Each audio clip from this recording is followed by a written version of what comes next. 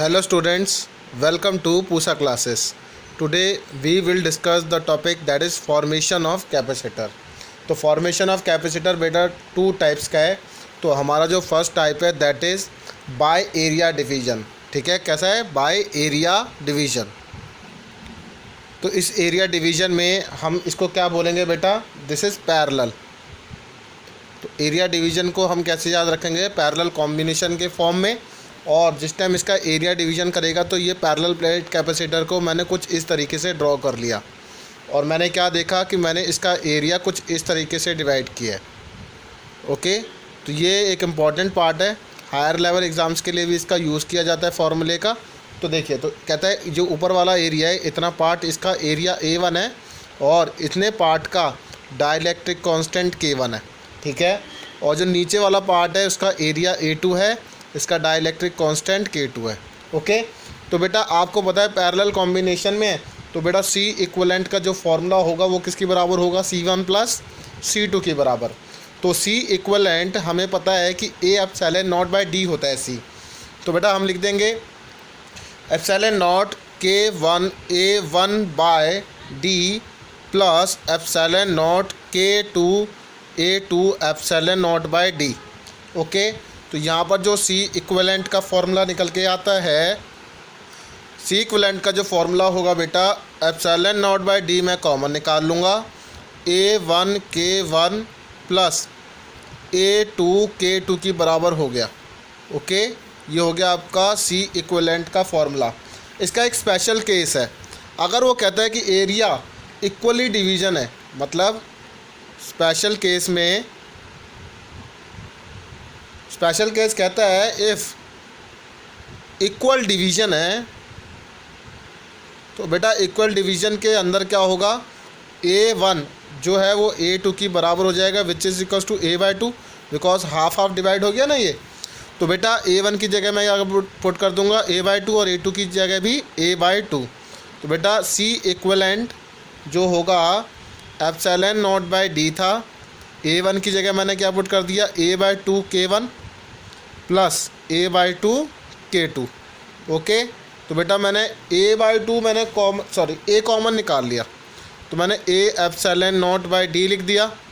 अंदर क्या बच गया बेटा? K1 plus K2 divided by 2। This is C equivalent. तो एरिया डिवीज़न के अंदर हमारे पास जो नेट रिज़ल्ट निकल के आता है वो ये है, जिसमें इफ़ेक्टिव जो K की वैल्यू है बेटा K1 plus K2 divided by 2 की बराबर होगी। आई होप आपको ये क्वेश्चन, ये जो हमने कराया arithmetic mean of K1 plus K2, ये जो है तो ये जो है एरिया डिवीज़न से निकल कर आया है। अब हमारे पास जो नेक्स्ट टॉपिक है that is by distance division. अब मैं फॉर्मेशन ऑफ कैपेसिटर कराऊंगा बाय डिस्टेंस डिवीज़न। नेक्स्ट है ये पैरेलल प्लेट कैपेसिटर है, ये एक प्लेट 1 है, ये प्लेट 2 है और मैंने इसको डिवाइड कर दिया, दैट इज़ डिस्टेंस डिवीज़न कर दिया। तो ये टोटल डिस्टेंस अगर D था तो अगर ये डिवाइड हो गया तो बेटा ये वाला जो पार्ट है इतना हाफ है और ये वाला पार्ट ऐसे हाफ है। ठीक है, इसका डाइलेक्ट्रिक कांस्टेंट K1 मान लिया, इसका K2 हो गया बेटा, इसका D1 जो हो गया इतना डिस्टेंस है और D2 जो है ये वाला डिस्टेंस हो गया। बेटा ये जो कॉम्बिनेशन है ये ऐसा कॉम्बिनेशन को बोला जाता है सीरीज़ कॉम्बिनेशन। सीरीज़ कॉम्बिनेशन को किसको कहा जाता है बेटा? डिस्टेंस डिवीज़न को। तो यहाँ पर 1/C इक्वलेंट जो होगा, सीरीज़ का फॉर्मूला लगाएंगे 1/C1 प्लस 1/C2। तो बेटा 1/C इक्वलेंट का जो रिज़ल्ट निकल के आता है तो 1/एप्सिलॉन नॉट, अब इसकी वैल्यू डाल देंगे C1 की, K1A डिवाइडेड बाय D। अब यहाँ पे जो एरिया है वो A है। ठीक है, तो 1/एप्सिलॉन नॉट K2, ठीक है, A बाय D। ओके, अब ये जो D है यहाँ पर कितना हो जाएगा? D1। यहाँ वाला D कितना हो जाएगा बेटा? D2। ओके, और यहाँ पर जो 1/C इक्वलेंट का जो फॉर्मूला आएगा 1/A एप्सिलॉन नॉट आपने कॉमन निकाल लिया, और तो which is equals to D1 by K1, क्योंकि D रेसिप्रोकल होके ऊपर चला गया, D2 बाय K2 मिला।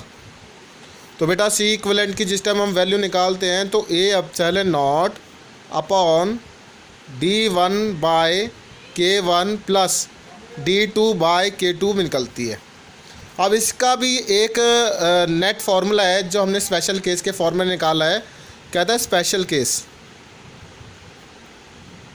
स्पेशल केस के अकॉर्डिंग वो कहता है अगर D1 जो है वो D2 की बराबर हो जाए which is equals to D/2, equally divide हो जाए डिस्टेंस, तो बेटा C इक्वलेंट जो होगा A epsilon not divided by, यहाँ पर क्या लिख दूंगा D/2, यहाँ पर लिख दूंगा D/2, तो D/2 कॉमन आ गया, 1/K1 प्लस 1/K2 हो गया। तो बेटा A epsilon not divided by D/2, यहाँ पर इसका एलसीएम ले लेंगे तो K2 plus K1 divided by K1 K2 हो गया। तो C इक्वलेंट का जो फॉर्मूला निकल कर आया बेटा A epsilon naught by D, ठीक है। और 2 जो है बेटा यहाँ पर A epsilon naught by D 2K1 K2 upon K1 plus K2 हो जाएगा। तो यहाँ पर जो हो जाएगा 2K1 प्लस K2। ओके, तो ये तो था रिक्वायर्ड रिजल्ट। यहाँ पर जो होगा इफ़ेक्टिव K, और you can say K effective कितना हो जाएगा 2 times K1 K2 divided by K1 plus of K2। Clear, K effective समझ में आया। तो ये जो है बेटा एक हार्मोनिक मीन है ऑफ K1 एंड K2। तो we can write harmonic mean of K1 and K2। I hope कि आज के लेक्चर में जो आपको मैंने 2 स्पेशल केसेस कराए हैं कैपेसिटर्स के, फॉर्मेशन ऑफ कैपेसिटर के, ये क्लियर होते हैं। अगर इसके रिलेटेड कोई भी डाउट है तो please contact to my WhatsApp number. Thank you very much.